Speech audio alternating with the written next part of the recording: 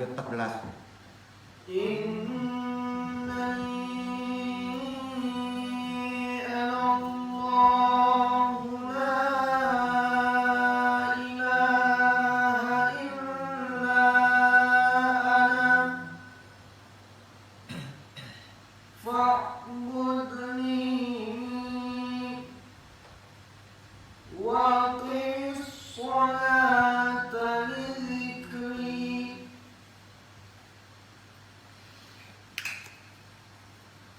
Dan aku telah memilih kamu, maka dengarkanlah apa yang akan diwahyukan kepadamu. Sesungguhnya aku ini adalah Allah. Tidak ada Tuhan yang hak selain aku. Maka sembahlah aku dan dirikanlah sholat untuk mengingatku. Dan dirikanlah sholat untuk mengingat aku. Coba. Aku telah memilih antum. Dengarkan apa yang diwahyukan. Dengarkan. Jadi di sholat itu Pak, dengeken, danguken. Kalau orang Sunda, dengeken, bukan diomong. Dengerin, udah nggak dengar? Danguken, dengeken, danga, anda pakai. Itu memilih antum yang bisa mendengar. Udah bisa mendengar? Asam. Ini Allah, kalam Allah. Munajat itu ngedengerin loh. Ada di salat. Terbuka lah ibadah itu. Itu yang istiftah. Namanya kan? Jadi gimana salat? Udah kalau belum kedengeran diem aja gini Pak. 2 hari gak apa-apa diem aja. Gak gempor antum. Kalau antum nggak ngerti di puasa, karena puasa menahan. Hakikat puasa apa? Saum. Saum hakikatnya apa? Menahan. Sanggup nggak menahan tuh? Karena antum sudah dipilih untuk mendengar ucapanku. Anak. Ayo, gimana? Sampai di mana antum salat? Kayak rewel lagi. Blok remnya. Gitu. Oh marah-marah antum? Enggak, banyak yang ong-ong gitu. Itu kan ada ayatnya tuh. Iya kan? Enggak, antum diem aja suka ada bisikan enggak? Diem aja. Coba renungkan. Kalau peka seperti antum ada bisikan. Yang ditakutkan bisikan itu bisikan penuhnya memori, bisikan nafsu, bisikan korin. Bisikan simpenan. Hati gawat. Alah kacau itu. Nah, itu jangan dipenuhin, nabiin, la ilaha illallah, betul kan? Itu tak arah. Itu gunanya kita zikir supaya bisa sholat. 2 ayat tadi aja itu terkait dengan hikmah tadi. Dirikan sholat untuk zikri. Zikri itu apa sih? Bukan menyebut bro. Bukan menyebut. Zikri itu bukan menyebut, tapi mengingat. Apa itu zikir? Menyebut Allah. Salah. Yang benar, mengingat Allah. Kalau menyebut ngomong enggak? Kalau mengingat ngomong enggak? Enggak. Dia sholat. Aduh, ya kacau. Ya, kapan tuh maninanya? Udah ngomong, ada hak ngomong, syariat, dengerin. Maka terbuka pintu goiban. Duduk. Udah selesai, pulang. Sholat kayak gitu ya. Bisa 4 jam untuk sholat. Insya Allah betul. Pelan-pelan. Karena membuka goiban pun talkin. Perlu talkin, bukan talkin torekot, talkin makrifat. Beda lagi. Maka kalau minta jangan talkin tahara, jangan talkin inaba. Talkin inaba itu paling bawah. Kalau kita kecanduan talkinnya inaba. Ya, kalau pengen bisa tembus juga itu talkinnya makrifat. Betul kan? Nah. Zikir bukan menyebut, tapi mengingat.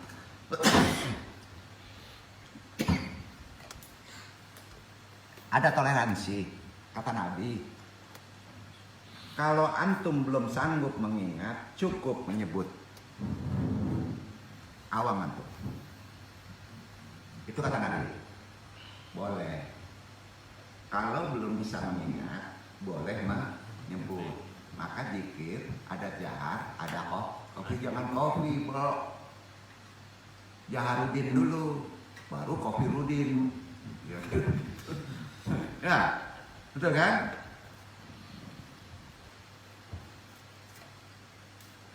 Kalau belum sanggup mengingat, cukup menyebut. Udahlah, sholat menyebut dulu ya. Berarti supaya kita bagus sholatnya gimana? Ya harus dilatih dulu. Bukan cara bacanya. Melatih sholat cara bacanya. Bukan harus gerakannya begini begitu.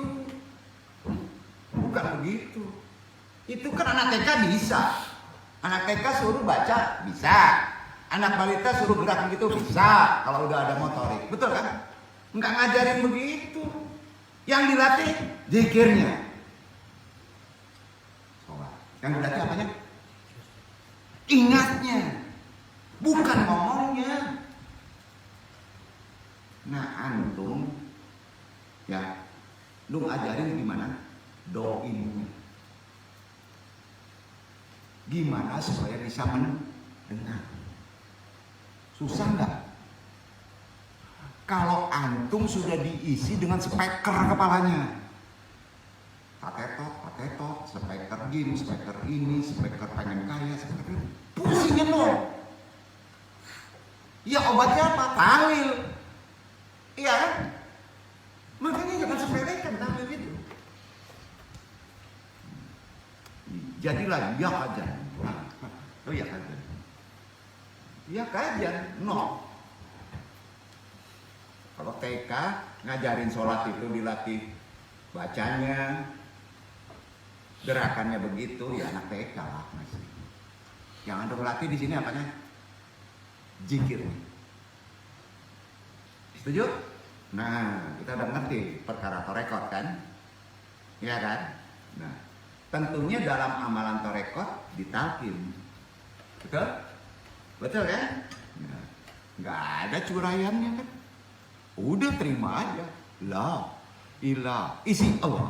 La ilah isi Allah. La ilah isi Allah. Ribuan. Belum hantam lagi. Belum hantam lagi. Kan gitu amalan tarekat. Nih. Jadi bagaimana antum bisa berzikir? Gimana sih antum bisa berzikir? Bisa mengingat? Kalau antum tidak kenal siapa yang dizikirkan, naik lagi. Gimana bisa ingat? Yo, kalau antum nggak tahu siapa yang mesti dizikirkan, siapa? Allah tunggu dulu. Siapa yang dizikirkan? Siapa yang diingat? Pertanyaan sekarang ya. Antum mau mengenal sesuatu yang tidak antum kenal, bisa nggak? Ayo, nih, kamu ingin mengenal sesuatu tapi kamu tidak mengenal, bisa nggak? Jawab. Mana bisa, bro? Betul kan?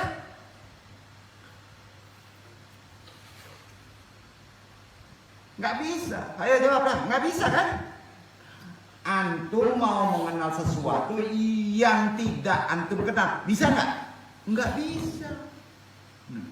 Kamu bisa nggak mengingat sesuatu yang kamu nggak kenal?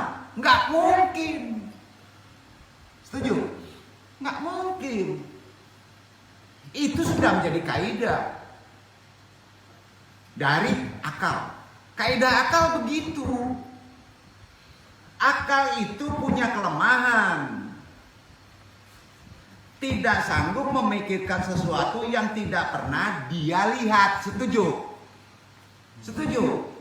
Kaidah akal kan gitu. Nah, nggak pernah dia pikirkan dan nggak pernah dia tahu ini dah konsep brandnya begitu. Dari sononya berada di belakang otak, kita nggak bisa memikirkan sesuatu, membayangkan sesuatu yang dia nggak pernah ketemu, betul kan? Brand otak begitu, iya kan? Lah, nah pertanyaan sekarang, otak kita itu pernah ketemu Allah nggak? Nggak bisa.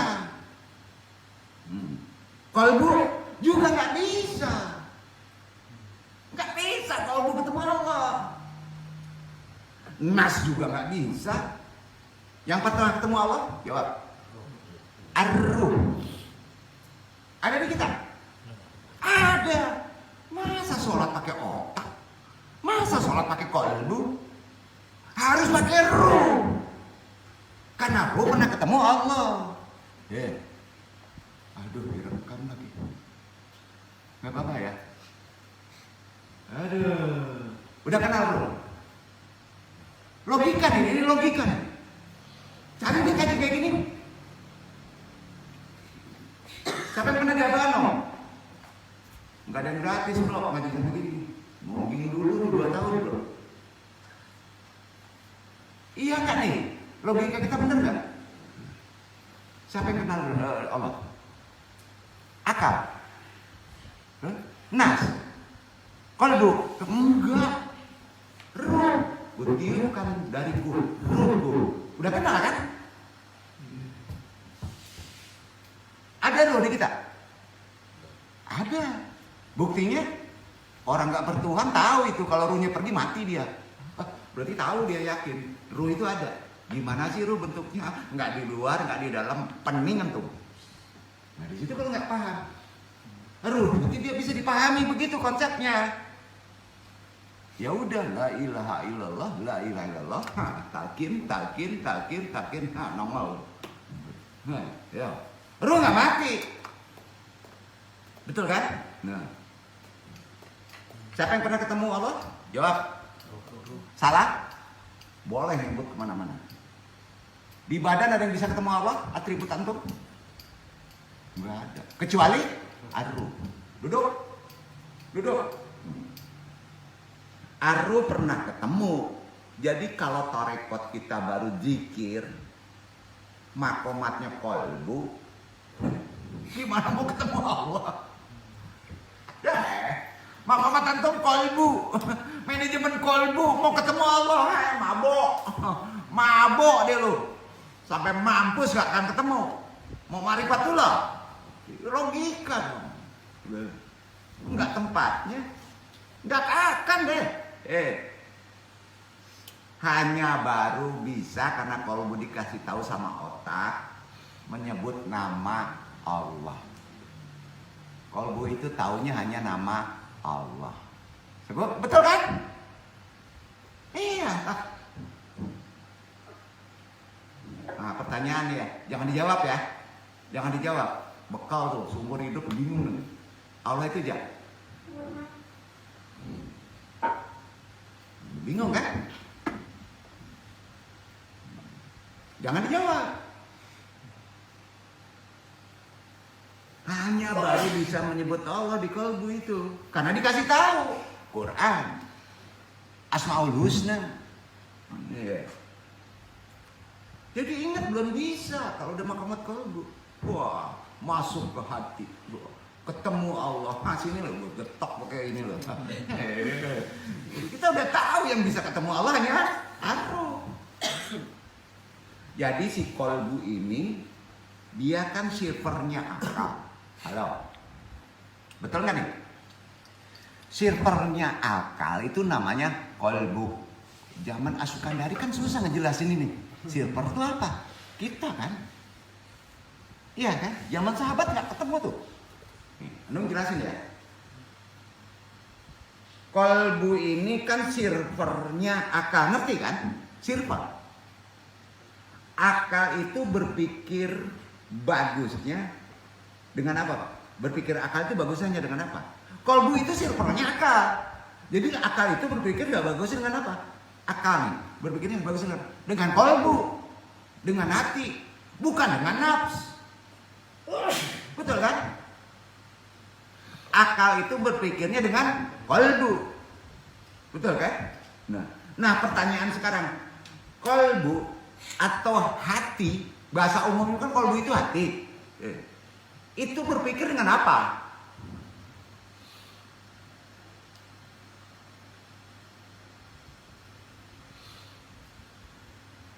Yang bagusnya kan tadi disebut kolbu itu, akal itu berpikir dengan kolbu. Pertanyaan sekarang, kolbu itu berpikirnya dengan apa? Akal yang bagus adalah berpikirnya dengan hati kan? Sekarang tanya, hati itu berpikirnya dengan apa? Bayar dulu lah. Ngopi. Hati nih, hati berpikirnya dengan apa? Dengan hati yang terdalam. Bisa berpikir hati dengan apa? Pikirnya. Masa hati dipikirin ke kepala lagi? Ya nggak benar. Itu akal namanya. Hati akal-akalan. Paham gak tuh?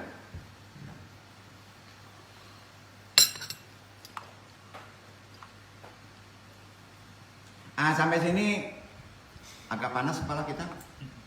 Enggak ya? Seenggaknya kita dari pas sholat, oh ternyata yang kenal Allah itu ruh ya. Betul kan? Enggak mungkin bisa ngangkat kalau nggak ada ruh kan? Betul kan? Agak gampang antum. Lihat ya? Pas keluar ruh antum kebingungan. Antum doain.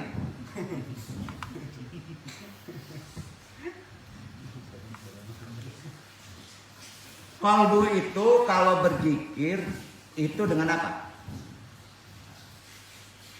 Sampai bergetar. Dengan ruh.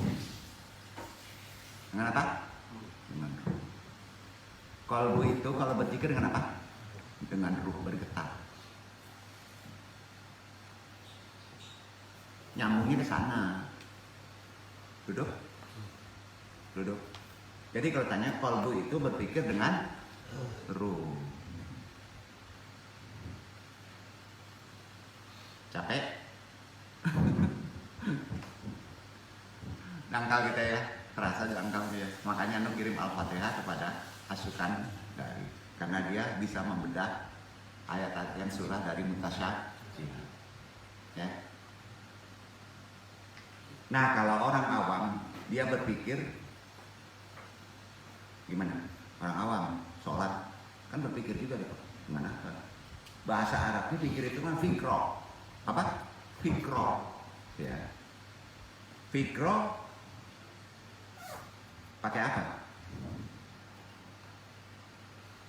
Ditanya datanya pakai apa? Fikro itu datanya pakai apa? Orang awam itu datanya empirik. Kalau awam, fikronya datanya empirik. Empirik itu bahasanya hisi. Tahu hisi? Hisi. Artinya gini. Awam ya. Di sini nggak ada yang awam. Awaman. Awam banget. Maaf ya. Jadi empirik itu hisi, ya. Hisi itu nggak hisi. Artinya apa yang dia lihat itu yang selalu dijadikan bahan pikiran. Apa yang dia lihat itu yang menjadi bahan pikiran. Intelektual ke sana loh. Betul kan? Apa yang dilihat? Wih, cantiknya. Kelihatan cantiknya. Jadi pikiran nggak? Sampai nggak bisa tidur. Apa yang dia lihat jadi bahan pikiran. Pakai apa? Indrawi. Lahir itu empirik. Itu awam. Nah kalau kita memikirkan Allah begitu gimana? Dalam sholat ngaco antum, nggak bisa terbang. Duduk, jelas kan? Jelas ya. Paling berat apa sih? Nggak berpikir tadi. Itu perlu latihan. Riadohnya ya tali. Betul kan? Nah, maka orang yang awam kalau dia lihat itu yang selalu jadi bahan pikiran, maka mereka kata Al-Quran, maaf ya, kata Al-Quran ini sama dengan binatang berpikir. Binatang yang berpikir sederajat, bro. Maaf ya, nggak apa-apa ya. Itu kan yang ngomong Al-Quran. Ulaika kal an'am. Ulaika kal an'am. Sederajat dengan binatang. Yo. Tapi kalau seorang mukmin Dia servernya kan di kalbu. Ya, maka di Quran ada 2 ayat menyebutnya lahum qulubu yaqilun labiha. Mereka kalau berpikir itu tidak pakai hisi, tidak pakai indrawi lagi. Gini, yang duduk ini kalau nggak pakai hisi, tidak menggunakan indrawi, Jakarta kelihatan. Maka kelihatan nggak? Kalau awam nggak bisa, ya. Kalau sudah tidak pakai hisi, ya kelihatan. Jadi kalau seorang mukmin servernya kan di kalbu, maka di Quran ada 2 ayat, lahum qulubu yaqilun labiha. Mereka kalau berpikir itu tidak pakai hisi, tapi pakai kalbu atau hati. Mata, hati, orang sering nyebut gitu kan? Nah kalbu atau hati ini sumbernya dari mana? Gitu, kecil terus. Kalau dia tidak mengenal yang dia sebut, kan gitu, dia tidak mengenal, dia akan balik lagi ke hisi. Ya kan? Kalau nggak kenal tuh balik lagi ke hisi, harus memerlukan indrawi. Berarti kalbu atau hati itu harus mengenal. Itu syaratnya. Nah, kalbu itu ada yang jarang diekspos oleh orang, karena nggak sampai katanya. Padahal tidak. Kalbu itu kan artinya sesuatu yang bergerak. Bahasa Andong itu elastis. Ya, bahasa Andong. Kalau bahasa awam itu disebut bolak-balik. Betul kan? Hati itu kan bolak-balik. Sebenarnya itu bahasanya enaknya elastis, tau nggak? Elastis. Berarti kalau kalbu tidak elastis gimana? Koas, keras. Setuju nggak Allah menciptakan kalbu itu pelin-pelan? Ya bagus, elastis. Kalau stagnan, sialan lu bunuh. Kan gitu. Itu gunanya. Hebat ya Allah ya. Loh. Jadi kalau kalbu nggak elastis, nggak bolak-balik, nggak pelin-pelan, maka kalbu menjadi koas. Koas, bahasa lamanya kaswa. Kaswa itu kesat, kesat itu keras, ya kan gitu. Itu kurang loh. Kapan kalbu menjadi kesat? Kalau selalu sibuk dengan hisi. Gua percaya kalau melihat dengan mata kepala. Oh gini. Maka kalbu menjadi. Jadi Allah itu jangan dilihat dengan indrawi, enggak dengan hisi. Ihsan. Tahu ihsan? Tahu? Aku yang antum nggak bisa melihat dengan indrawi, tapi antum dilihat Allah, itu ihsan. Nah kalau ini udah nancep ubudiyah antum, sifat itu, ubudiyah antum udah akan berbuat jual diri. Setuju nggak nih? Ya. Karena itu kalau orang sibuk dengan indrawinya, terus sama isinya, apa yang terjadi? Tanya lagi. Muncul yang namanya gompa. Quran. Muncullah gompa. Apa sih arti gompa? Kejar lagi. Lalai, mada, bangka, indah namu salah, batu taruh. Nah itu bahasa Sunda. Goplak.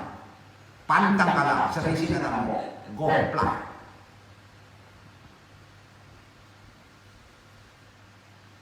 Karena sibuk selalu dengan isi, sibuk dengan kenyataan indrawi, maka antum goplak. Quran. Jadi udah jelas. Kalau gampang, dedekennya di naon, ilmu, talqin. Zikir aja nggak mau kan repot. Ya, nggak ngajarin pemaksaan untuk antum. Jadi kalau ada pelatihan sholat di tengah hutan, ada alam kan ikhtiarnya gitu supaya dapat khusyuk umpamanya. Emangnya kan bisa dapat khusyuk kalau misalkan doa, kalau mengandalkan isi, tanya, ayo, coba aja sendiri antum, nggak usah jauh-jauh. Misalnya antum yang dekat aja pergi aja ke Mekah, dekat kan? Pergi ke Mekah. Nih tanya antum ya, yang udah bertahun-tahun di Madinah nih, ya. Atau Ustadz Fauzi lah ya, lu tanya nih, yang udah lama di Mesir, pernah di Jazirah ya, Jazirah Arab ya, pernah kan? Sholat di Masjid Nabawi pernah? Jadi sholat di Masjid Nabawi, Masjid Nabi pernah? Belum. Tapi sholat di sana di Jazirah Arab pernah ya, banyak. Oh, itu. Kalau sholat di suatu tempat di Masjid Nabi, umpamanya di masjid yang betul-betul khusus itu, sering khusus nggak? Sekali-kali mungkin ya. Betul kan? Misalnya antum sholat di Madinah, di Mekah, dapat khusus nggak? Kalau isi antum buat enggak akan dapat. Sekali-kali aja mungkin dapatnya itu kalau saya. Jadi enggak selamanya bisa khusyuk walaupun di Mekah sekalipun. Pergi ke Mekah palingan di awal datang aja bergetar dikit, agak khusyuk ya. Kenapa? Tapi kalau sudah datang 2 kali, ayo 2 kali, hilang getarannya. Asiknya gimana? Nonton orang tawaf, nonton sama mata, asik tawaf rame gitu ya, gitu. Sama main game, asik kan? Hisi terlihat. Yang sudah nginep di Mekah siapa? Beberapa hari bengong liatin orang muter-muter ya. Asiknya itu kan, ngeliatin yang muter-muter ngeliatin orang tawaf. Sebetulnya kan kalau di sana itu yang dipandang apa? Kalbunya. Badan itu kan udah dekat dengan jauhin tempat. Ngapain dilihat lebih dekat? Nah, omrah ya orang-orang yang pada Mekah. Ngapain malam aja di Mekah? Maka terbuka itu betul Iban. Lah gitu loh. Buka aja rahasia masuk ini. Jangan banyak ngeliat di Mekah. Isi yang tuh asik mending ngeliatin itu hijab. Kalau orang yang pintar itu diminta dibutakan di sana. Yuk, duduk. Kalau masih ikhtiarnya harus ke tempatnya itu masih cetek bro. Oh betul, kesana dulu, betul. Action jadi banyak, ada duduk aja bisa.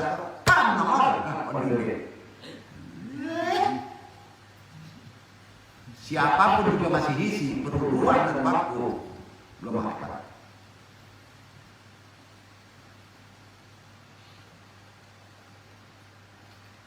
Orang pergi ke Mekah jalan haram sih itu, iya, nggak mau lihat polusinya, malah ini ngeliatin orang jalan kiri kanan, kasihan dulu yang di Mekah.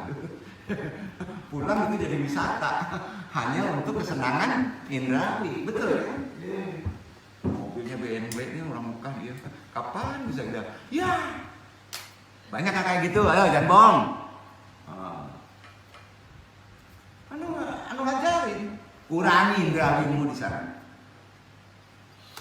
Tapi kalau kalbu atau hati keseringan lalai, lama-lama menjadi keras kan? Lalai karena faktor indrawi, keras. Salman batu, bahasa awam ada. Itu yang namanya koswa. Apa? Koswa. Koswa itu artinya keras. Jadi bahasa Indonesia kan keras. Asalnya koswa, bahasa Wahyu. Jadi kalbu, arti lainnya adalah sesuatu elastis sifatnya, santai, rileks. Nah, besar. Kalau dibuat koswa, kaku. Jadi kalau orang sudah keluar dari fitrah kalbunya karena masih lalai, karena dia lupa mengingat Allah, Sehingga kita berlebihan hubut dunianya, kepada cinta dunia. Kita memang senang sama fulus kan? Jujur. Senang gak sama duit? Tapi yang penting ilmunya ya. Jujur deh, yang duduk juga senang sama duit. Andung sendiri senang sama duit. Jujur ya. Jujur nih, lu ngajarin. Yang penting jangan cinta sama duit. Gitu aja. Duduk gak? Ya kodrati lah seneng sama duit. Wah gua ulama, nggak perlu dibayar, hantu gituin aja bilang. Yang penting kan jangan cinta sama duit, gitu. Itu tipis banget deh. Tipis nggak? Tipis tuh. Itu main rasa. Ya bohong lah kalau ada orang yang seneng sama duit kan. Yang nggak seneng sama duit bohong ya. Ikhwan Muda, Ikhwan Ridwan senang sama duit. Jujur ya, harus. Tapi jangan cinta. Antum pun kalau kerja ingat dapat gaji kan? Ingat gak? Ustadz juga bisa senang kalau dibayar nggak? Kalau nggak dibayar di duit, senang nggak? Nggak senang. Jujur tuh. Iya. Tapi jangan cinta aja ya kalau dibayar ya. Iya gitu. Kalau nggak ikhlas, berat ikhlas nih. Ikhlas aja deh.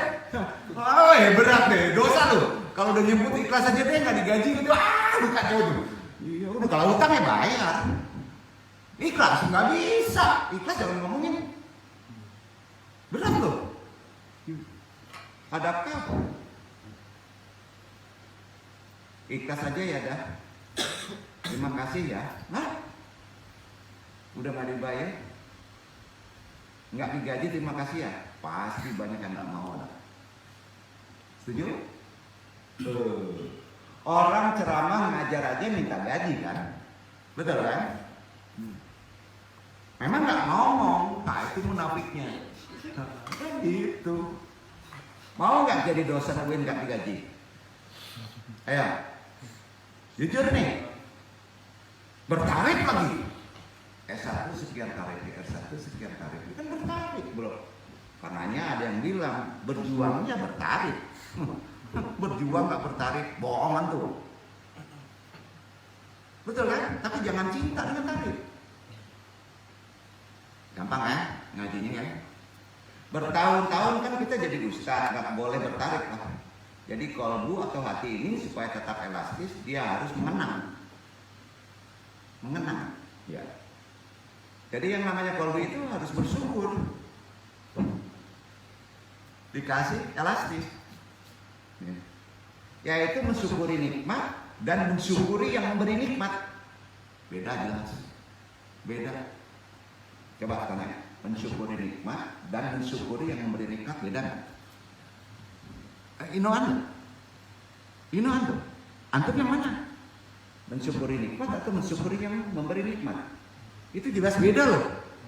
Beda pola berpikir hakikat dan pola berpikir syariat. Kalau mensyukuri nikmat, ini ya, menjelaskan dulu ini terkait sholatnya. Tambah nikmat, tambah bersyukur. Setuju gak nih? Kalau antum mensyukuri nikmat, tambah nikmat, akan bertambah syukur.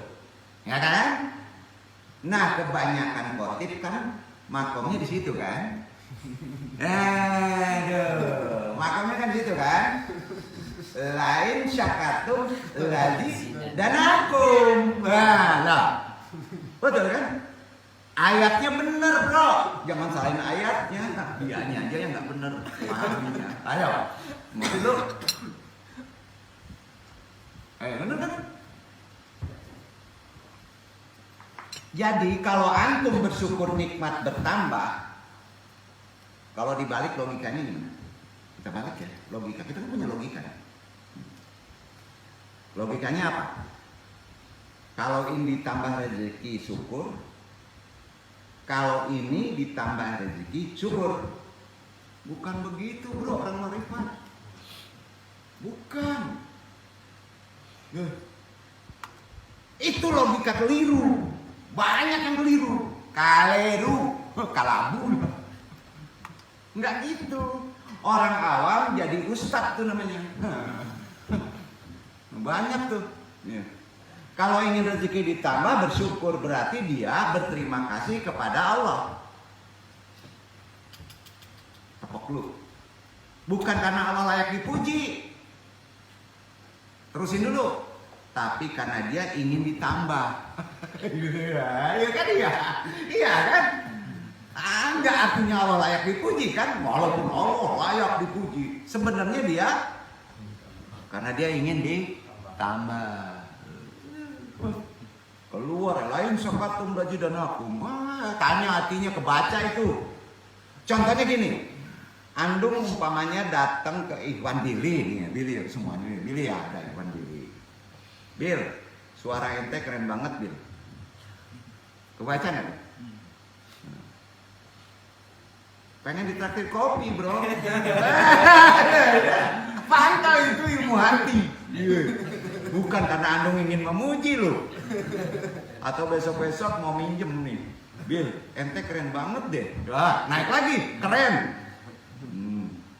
Belum setengah menit ngomong tadi.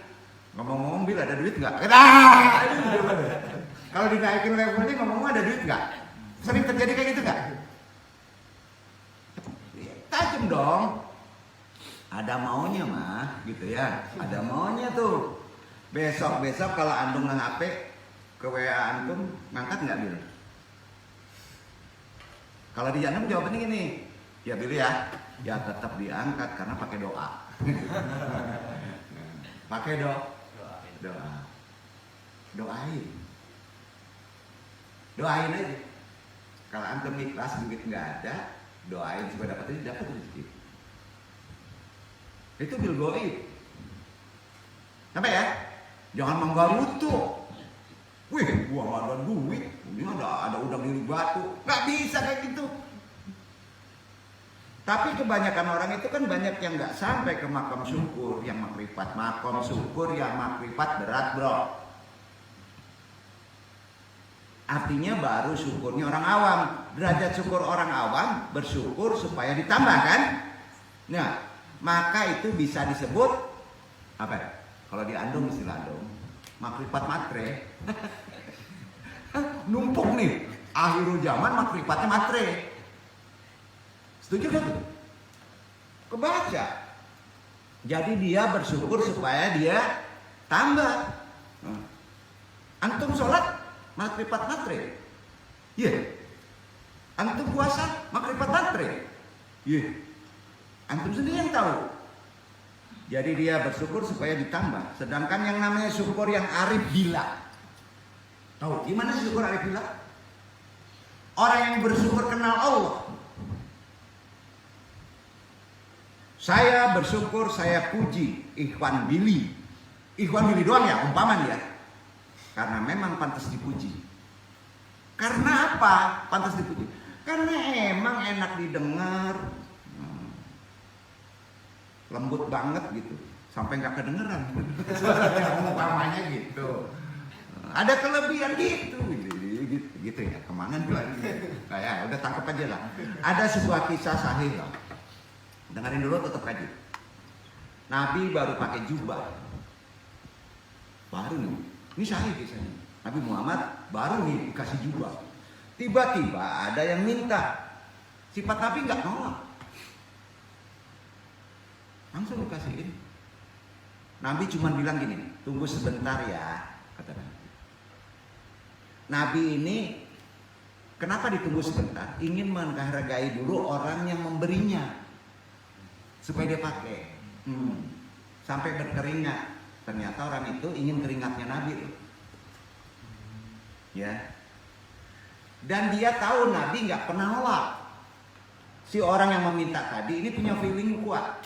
Ketajaman spiritualnya tinggi. Bahwa dia bakal mati dalam waktu yang dekat.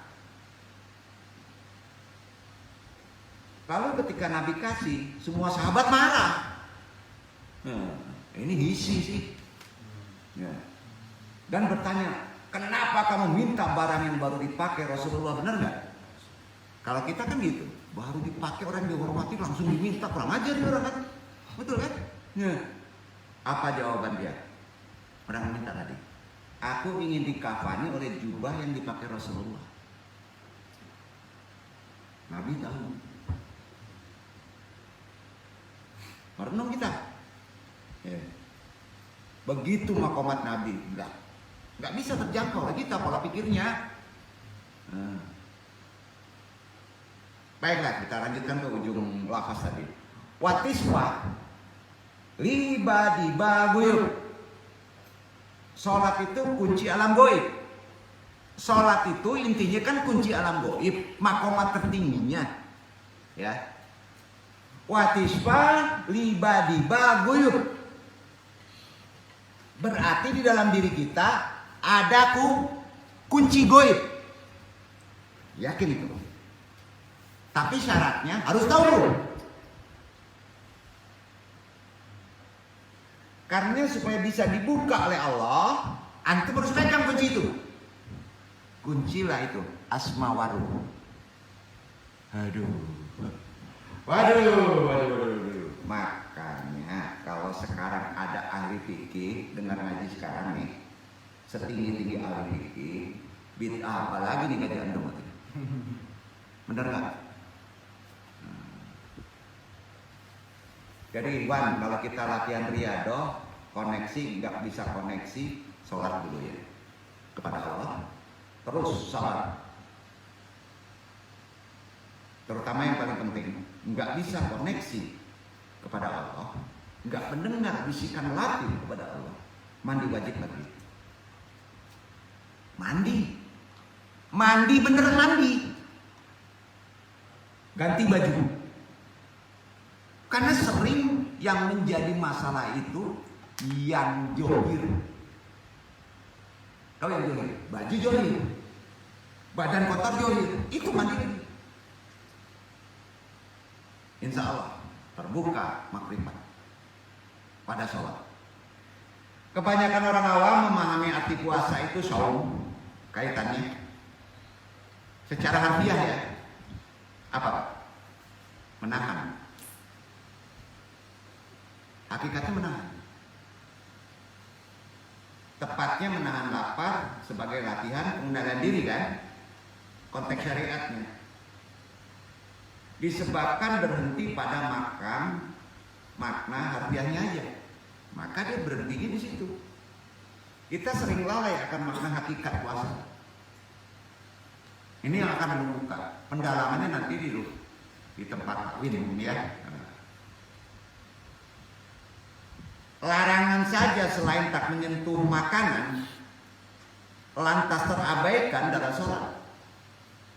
Hidangan rohani yang tersedia prioritas yang tertingginya di sana tidak sempat pula disentuh, karenanya puasanya percuma. Banyak orang berhasil berpuasa 1 bulan penuh sepanjang Ramadan tidak merasakan perubahan yang berarti dalam puasanya. Betul? Betul kan? Hal-hal yang dilarang agama merugikan masyarakat tetap saja dilakukan. Kebiasaan mengumbar nafsu berlangsung terus. Pengalaman keagamaan yang diperoleh selama menjalankan ibadah puasa, sholat tarawih, nggak ada bekas sedikit pun. Apalagi sholat, sama sholat tadi. Akankah terulang lagi di puasa sekarang? Nanti 1443 Hijriah ini mau terulang seperti sebelumnya, mudah-mudahan enggak. Yang kurang lebih kan 11,5 lagi nih, iya kan? Jangan begitu-gitu aja deh. Anu nggak bisa puasa kita begitu-gitu aja.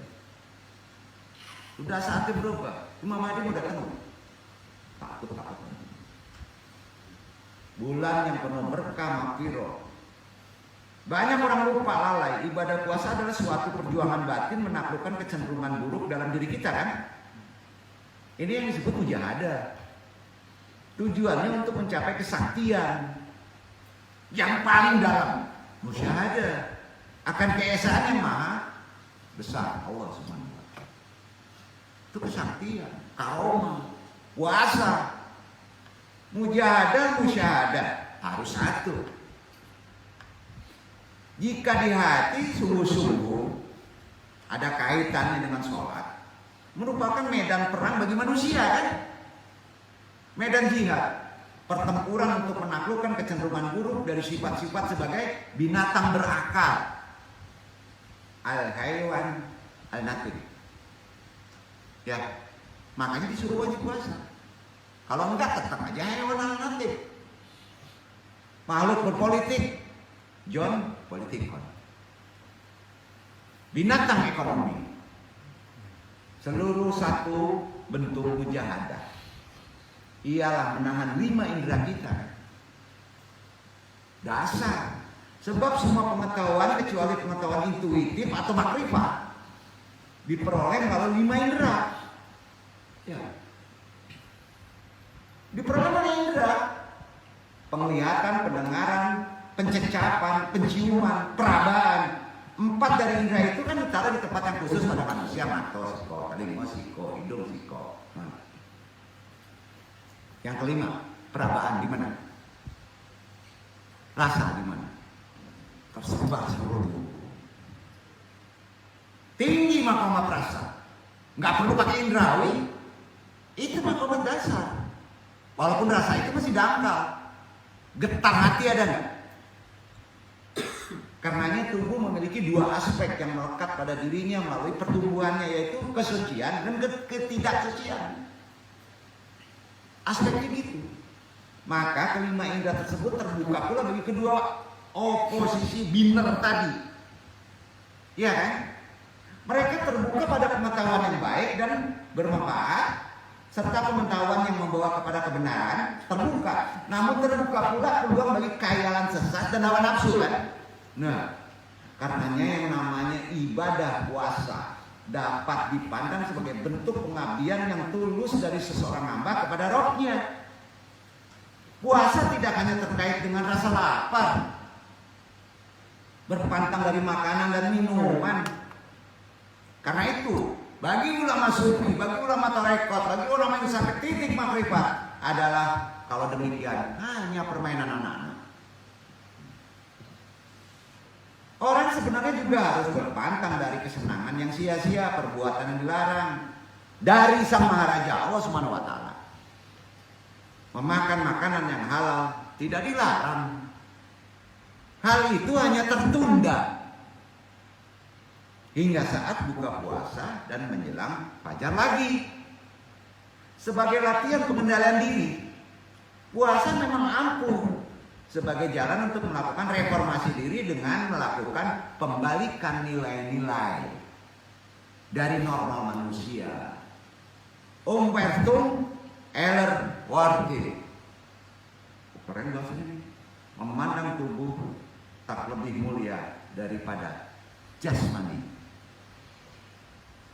Hewan apabila kerjanya hanya makan, minum, tidur, bersenggama, hewan.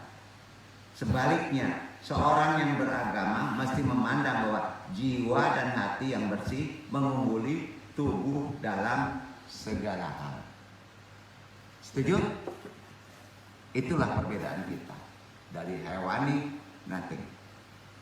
Insya Allah untuk lebih dalam perkara hakikat puasa kita dapat bekal insya Allah dalam season selanjutnya. Mudah-mudahan bermanfaat dan menjadi ibadah untuk kita sebagai bekal kita menunggu hadiah bulan barokah. Wallahu a'lam bishawab. Hadanallahu wa iyyakum ajmain.